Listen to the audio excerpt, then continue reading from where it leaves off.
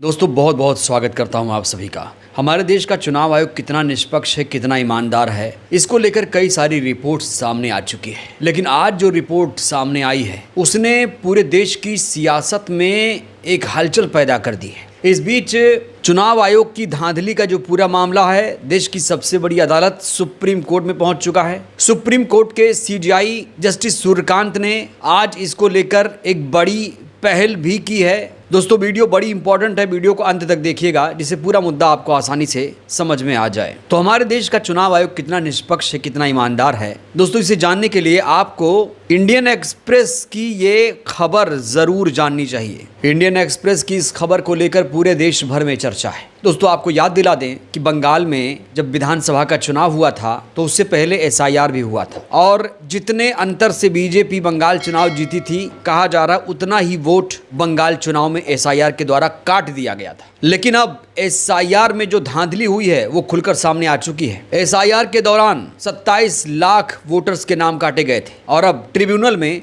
7 लाख लोगों ने अपील की। एसआईआर ट्रिब्यूनल ने अब तक 83,000 से ज्यादा केसों का निपटारा कर दिया है। अच्छी खबर यह है कि 91% नाम वोटर लिस्ट में दोबारा जोड़ दिए गए हैं। सिर्फ 8.86% नाम हटाए गए हैं। तो दोस्तों ये जो आंकड़े सामने आए, ये चीख चीख कर कह रहे हैं कि एसआईआर जो हुआ वो सिर्फ और सिर्फ सत्ताधारी पार्टी को जिताने के लिए कराया गया था। एसआईआर में इससे ज्यादा भयंकर धांधली कभी नहीं हुई जो बंगाल में सामने आई है। सोचिए, अब तक 82,782 अपीलों का निपटारा हुआ, जिसमें 91% यानी 75,443 लोग सही पाए गए। इनके नाम वोटर लिस्ट से जुड़ चुके हैं। लेकिन चुनाव तो बीत गया, ये लोग चुनाव में वोट नहीं डाल पाए, जबकि ये लोग वैलिड वोटर थे। अब वोटर लिस्ट से जुड़कर क्या होगा? सोचिए, चुनाव से ठीक पहले किसी का वोट काट दिया गया, उससे मताधिकार छीन लिया गया, फिर चुनाव के बाद उनको वोटर लिस्ट में जोड़ दिया गया। ये जोड़ तोड़ की राजनीति आखिर कर कौन रहा है? इसके लिए जिम्मेदार कौन है? तो कहा जा रहा है ईवीएम तो पहले से ही था, अब एसआईआर की नई तरकीब निकाली गई है जिससे चुनाव जीता जा सके। इस रिपोर्ट के पढ़ने के बाद लोग यही कह रहे हैं कि वोट का अधिकार छीनकर सत्ता हथिया ली गई, अब ये वोटर्स वापस आ गए। मतलब साफ है, सत्ता के लिए ही सब किया गया था, लोकतंत्र पे धब्बा नहीं तो और क्या है ये। देश के लोकतंत्र से ऐसे खिलवाड़ करना, इससे ज्यादा घोर अन्याय क्या हो सकता है? इसको हम किसका वोट काटेंगे या किसका वोट नहीं काटेंगे बिना सबूत के, और बीएलओ तय करेगा। मैं नहीं समझता कि बीएलओ को कोई ऐसा हक है, और अगर करता है तो निश्चित रूप से स्वाभाविक है, तो आदेश तो चुनाव आयोग से आया होगा ना।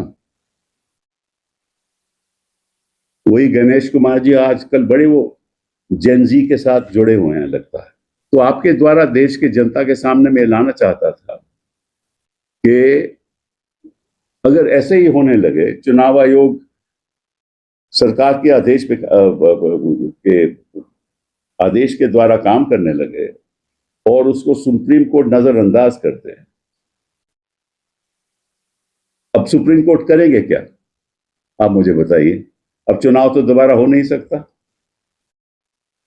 और अगर पश्चिम बंगाल में इस तरह से लाखों लाखों वोट की कटौती गलती हुई वोटर लिस्ट में, तो वो किसी भी तरफ जा सकते थे वोट करते करते। खास तौर पे उन जगह पे जहां टीएमसी का स्ट्रांग होल्ड था, वहीं देखो 99% की तो फैसला ही नहीं हुआ, और जहां हुआ है वो 91%। तो दोस्तों अब जो उंगली है सीधे सीधे ज्ञानेश कुमार पर उठ रही है, क्योंकि एसआईआर ज्ञानेश कुमार जी के नेतृत्व में हुआ था।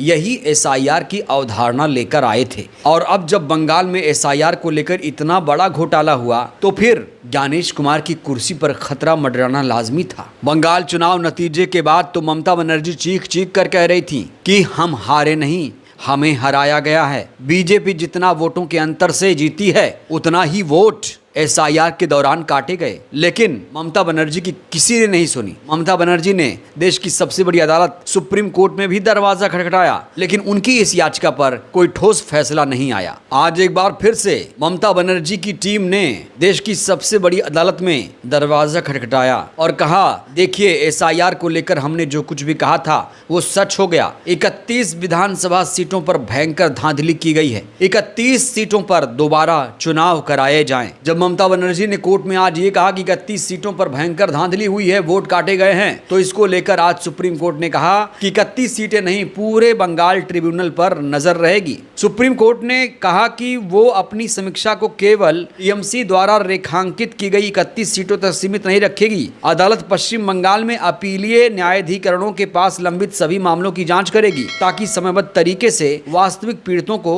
न्याय मिल सके। इस बीच सुप्रीम कोर्ट ने 3 बड़े कानूनी सवाल खड़े किए। पहला, चीफ जस्टिस सूर्यकांत ने मौखिक टिप्पणी करते हुए पूछा, आप इस पर आवेदन दाखिल कर सकते हैं, लेकिन क्या अदालत इस तरह से नए चुनाव कराने का निर्देश दे सकती है? उन्होंने ये भी पूछा, क्या प्रभावित उम्मीदवारों ने चुनाव याचिकाएं दाखिल की? इस पर वकील ने माना कि हाँ, कुछ सीटों पर याचिकाएं दाखिल की गई हैं। जस्टिस जॉय माल्या बागची ने कानूनी पेंच स्पष्ट करते हुए पूछा, केवल नाम काटा जाना ही चुनाव नतीजों को अमान्य नहीं बनाता। यदि किसी मतदाता का नाम कटा है, उसने अपील ही नहीं की, तो ये मान लिया जाएगा उसने फैसला स्वीकार कर लिया। ऐसे हालत में चुनाव नतीजों को चुनौती देना केवल एक अकादमिक बहस बनकर रह जाएगा। तीसरा, कोर्ट ने यहाँ पर वास्तविक प्रभाव सूत्र भी समझाया। कहा, मान लीजिए 100 लोगों के नाम काटे गए, जीत का अंतर 50 था, कटे हुए 60-70 लोगों ने अपील दाखिल कर दी, तब नाम काटने की चुनौती बेहद मजबूत और प्रासंगिक हो जाती है। तो जहां एक तरफ सुप्रीम कोर्ट से ममता बनर्जी लगातार ये गुहार लगा रही हैं कि 31 सीटों पर दोबारा चुनाव कराए जाएं, तो वहीं पर सुप्रीम कोर्ट के तमाम जो जजेस हैं वो कानूनी दांव पेच खेल रहे हैं। कानूनी सवालात पूछे जा रहे हैं कि याचिका क्यों नहीं दाखिल की गई, वास्तविक प्रभाव का सूत्र समझाया जा रहा है। अभी जब देश की अदालतों से त्वरित न्याय की उम्मीद है, तो वहां पर सुप्रीम कोर्ट पूछ रहा है कि याचिकाएं दाखिल की गई क्यों नहीं। अरे बहुत सारी याचिकाएं दाखिल की गई हैं, बैलेट को लेकर, ईवीएम को लेकर बहुत सारी याचिकाएं सुप्रीम कोर्ट में दाखिल की गई हैं। बात यहां याचिका दाखिल करने की नहीं है,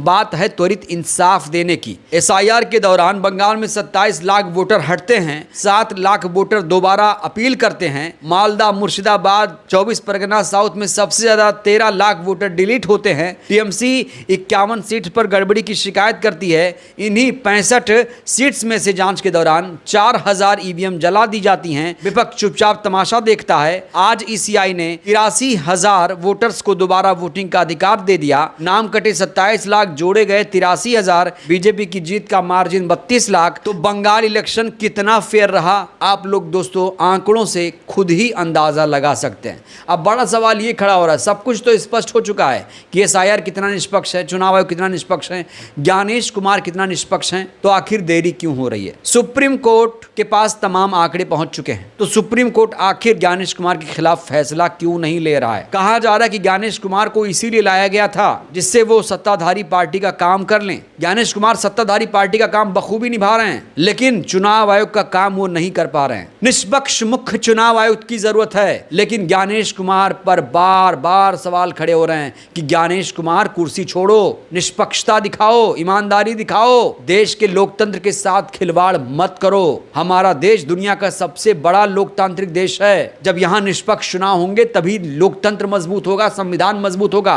किसी के वोट का अधिकार मत छीनो, संविधान ने यह अधिकार दिया है। चुनाव आयोग को किसने यह अधिकार दिया, वो किसी के वोट का अधिकार छीन ले। बहरहाल दोस्तों, इस वीडियो में इतना ही। आज जो आंकड़े निकलकर सामने आए हैं, आज एसआईआर में जो घोटाला सामने आया है, क्या लगता है अब देश की सबसे बड़ी अदालत को ज्ञानेश कुमार के खिलाफ एक्शन ले लेना चाहिए? क्या कोर्ट अब देरी कर रही है? दोस्तों, हमारे देश का चुनाव आयोग कितना निष्पक्ष है? ज्ञानेश कुमार से आपको कितनी उम्मीदें हैं? राय दीजिएगा। बहुत बहुत